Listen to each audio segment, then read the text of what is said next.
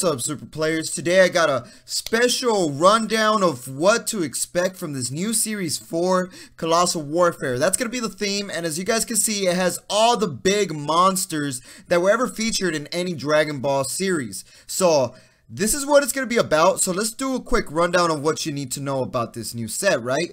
The trailer was epic. If you haven't seen it, it's in our channel, so go check it out. And let's start off with the red. Obviously, it's going to be released June 15, June 29. That's when they're going to be releasing these new cards. So I'm guessing on June 15, they're going to show us the red cards in this set. And it's looking like it's going to be predominantly all GT themed. So your red cards are going to be GT themed. And it's looking pretty darn good. And in this set, it's looking like we're going to be able to play big high cost battle cards. In the meta right now, the most we play is maybe a 4-drop, and we don't go any higher than that. But it's looking like we have a 7-drop Super Saiyan 4 Goku right there called Triple Flash SS4 Goku, and that's a pretty high cost. And then on top of that, we got that grade A baby right there looking super vicious. I'm guarantee if it's hollow, it's going to be looking super clean. And if there's a special rare version, I would definitely pick up on some of those grade A special rares. But it's looking like this meta is going to be very high cost heavy, and hopefully that comes into play so we can play some of our forgotten high cost battle cards from the previous sets. And on top of that, it's looking like it's going to be baby themed a lot, because we got baby Vegeta and obviously the baby right here. So keep your tournament pack babies. They might actually go up in value. So let's keep on rolling and scrolling. And we got the blue. What is the blue going to be themed on? It's going to be obviously on the legendary evil of how Tapion comes in and pretty much saves everybody by playing that magical flute. So it's looking like, yet again, we have a high cost battle card ratio, because look, right now we are seeing a Dragon Fist that's a 6-drop. The meta right now, no one's playing any 6-drops.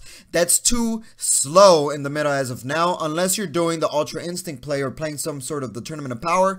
No one's playing high cost battle cards. And then obviously we got a 9-drop right there. That beast is looking heavy. I guarantee if you manage to play that thing, you're going to win or somehow, because that thing looks pretty darn broken. And it's a 9 cost, so yet again, more evidence that this meta will change to maybe allowing us to play more high cost battle cards. And what's going to be allowing us to do that? Well, maybe it's some of the new mechanics that are coming out in this game. So on top of that, we got the green. The green's already looking clean. They showed us most of the green cards, but not our SR green cards. So we got Kami's Power Piccolo right there, and another 6-drop Lord Slug. I'm guessing that's going to be an SR, so the ones that they're not showing us are going to be SRs. And on top of that, you're able to see that it's relatively high cost, and those are going to be the finishing cards, the high cost battle cards. And I really want to be able to play these high cost battle cards, because they're kind of neglected in the meta right now.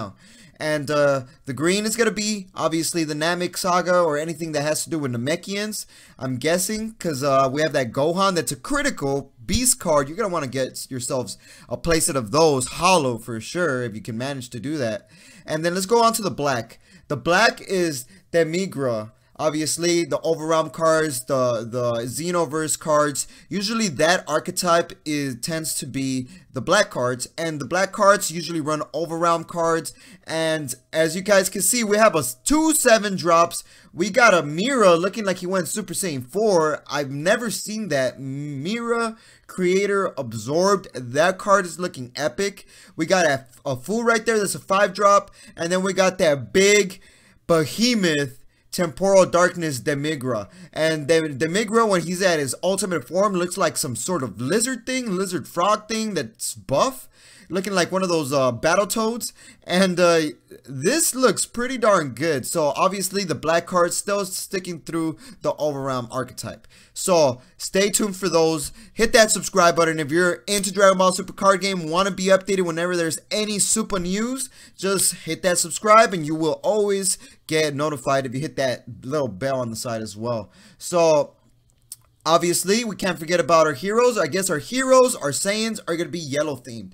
And sticking true to what Dragon Ball Super card game is, the yellow has been relatively kicking butt, even if it's bad guys or good guys. And here we go. We got a Mastered Ultra Instinct 8-drop right here, and a 1-drop Bardock that I'm guessing is going to be very, very useful. And as you guys can see, those are going to be our SRs. I'm guessing we're going to have a 1-drop SR for the first time.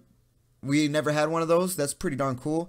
And the Saiyans are going to be kicking butt because this has to do with, obviously, anything that has to do with cool Saiyans, because it's looking like they just added a bunch of the best Saiyans and just threw them into the yellow archetype now. So Bardock and all those other leaders are going to be coming up in the competitive scene, I feel. And this is the kick to this new set. We got this 3 new skills called Series 4 called Bond. What is Bond? Bond is pretty much allowing you, I'm going to click it real quick.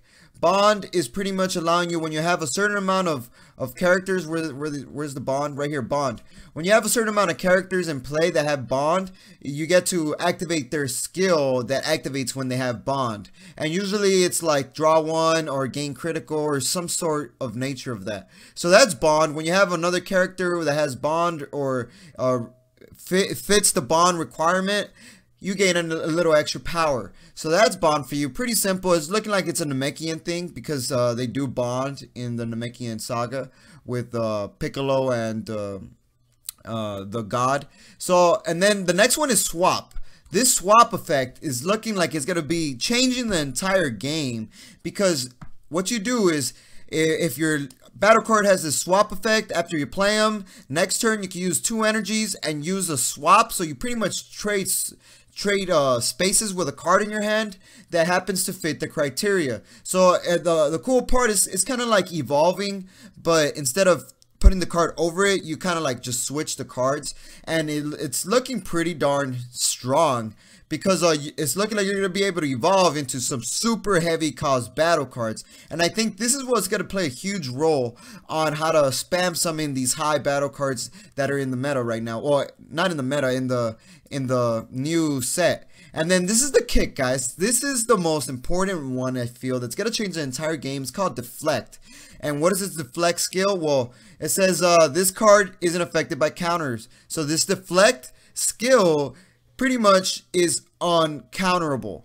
Pretty much no Cold Bloodlust, no negate, none of that. Oh, this is counterplay actually, but still, it's still darn good. It can't be negated. And then when you play this card, you draw 1 card, and your opponent may not play battle cards from their hand with the skill of cards with super combo for the duration of the turn. So what does this mean, guys? This means this card is literally just to counter Shugesh. I guess in Dragon Ball Super card game, they're not going to errata Shugesh. They're not going to ban Shugesh. They don't want to go through those routes anymore. I think they just developed a card that if you play that broken card and your opponent runs this card, you're pretty much done. Those 4 cards, those 4 Shugesh are pretty much useless, because this card, as soon as you play it, that's it. No more Shugesh. And you draw a card, and it's black, so you can use it in any deck, and it's a good card because you draw 1. It's like a Boo with an extra effect that could be used for any color. Broken card, literally stops Shugesh. Sorry for you yellow players that Shugesh into Kaba, into Khalifa, into KO, into brokenness. You just got controlled by Time Control Kronoa. Sorry if I said that wrong. And then last but not least, we got the big, huge leader cards that are coming out. And these guys, like in the trailer said, are meant to just show off. Yup, I got a bigger, stronger looking leader than you do, because I got lucky and I opened up a booster box and I got the best leader. Huge. And I'm guessing it's going to come out hollow as well. Well, I cross my fingers. I hope it does. And yeah, you get special leader cards that are really, really big to show off in front of your opponent.